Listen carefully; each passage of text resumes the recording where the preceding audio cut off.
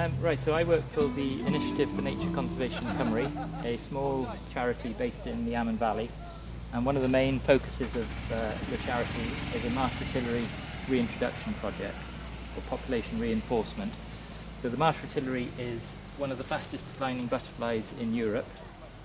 And as the name suggests, they're a species of mostly marshy grasslands, where the caterpillars feed on this plant, which is devil's bit scabious, and they don't feed on anything else.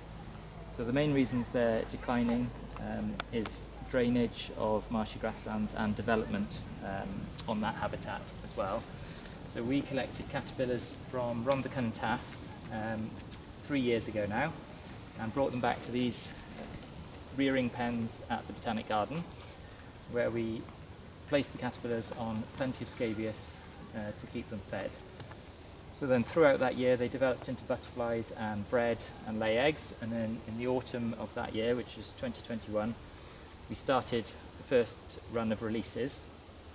And these releases are all going to be at Llantrisant Common in Rhondda and Taff, which is a big site of suitable habitat where they haven't been seen for 20 years. But since then the habitat has been improved, so it's suitable for them again. So the idea is to get a good population there, which will then spread out into surrounding habitats to give them a bit of a fighting chance. So today we're collecting the caterpillars from the scabious plants, where they've made their silk webs from which they feed, and we'll be cutting them off the plants and taking them this afternoon to Llantrisant Common, where we'll place them on some good areas of scabious which we've mapped out previously.